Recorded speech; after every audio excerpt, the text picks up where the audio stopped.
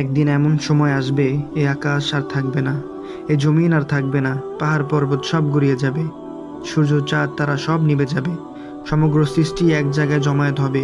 সেই দিনই হচ্ছে হাসরের দিন। সেদিন মা তার দুধের বাচ্চাকে ফেলে দেবে, বাবা ছেলের মুখের দিকে তাকাবে না, স্বামী তার স্ত্রীকে চিনবে না।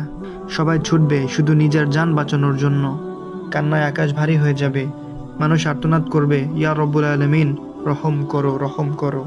হাসরের ময়দানে সূর্য থাকবে 1 মাইল উপরে, মানুষের মাথার ঘাম মাটির নিচে যাওয়ার জায়গা না পেয়ে মুখ পর্যন্ত উঠে আসবে, কারো ঘাম গোড়ালি পর্যন্ত, কারো কোমর পর্যন্ত, কারো গলা পর্যন্ত, আবার কেউ কেউ ঘামে ডুবে যেতে থাকবে। সেই দিন মানুষের নাম ধরে ডাকা হবে, ফেরেশতারা বলবে, অমুকের ছেলে আল্লাহর সামনে আসো।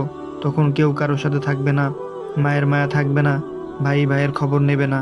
আসলে সেই মাঠে মানুষের বুক চিরে বের করা হবে আমল নামা।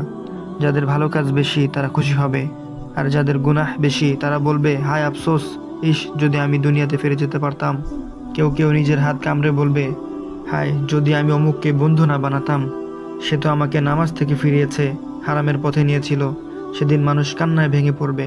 সবাই নবী করিম সাল্লাল্লাহু আলাইহি ওয়াসাল্লামের কাছে যাবে, বলবে, হে আল্লাহ রসুল সাল্লাল্লাহু আলাইহি ওয়াসাল্লাম, আপনার উম্মতদের জন্য আল্লাহর কাছে সুপারিশ করুন। আর সেই মুহূর্তে রাসূল সাল্লাল্লাহু আলাইহি ওয়াসাল্লাম সিজদায় চলে যাবেন। দীর্ঘ সিজদার পর আল্লাহ রাব্বুল আলামিন বলবেন, হে মুহাম্মদ সাল্লাল্লাহু আলাইহি ওয়াসাল্লাম, তোমার মাথা তোলো, বলো যা চাইবে আমি দেব। ভাই, তখন যদি তোমার নামের পাশে নামাজি, তওবাকারী, আল্লাহ ভীরু না লেখা থাকে, জান্নাতের কোনো দরজাই খোলা হবে না। আল্লাহর দয়া না পেলে সেই দিন কোনো সুপারিশ কাজে আসবে না। দুনিয়ার স্ট্যাটাস, টাকা, প্রেম, ভালোবাসা কিছুই চলবে না।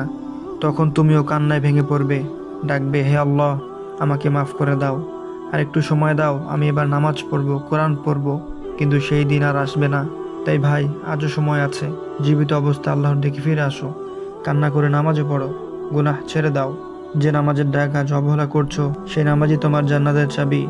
মাওলানা আনিসুর রহমান আরশাবী সাহেব বলেছেন, আল্লাহর কসম করে বলছি, ওই দিন যদি তুই কান্না না করিস, তোকে কান্না শেখানো হবে। সেই দিনের কান্নার চেয়ে আজকের কান্নাই তোর জন্য ভালো। আল্লাহ আমাদের সবাইকে সেই দিনের ভয় অন্তরে ঢুকিয়ে দাও, আমিন।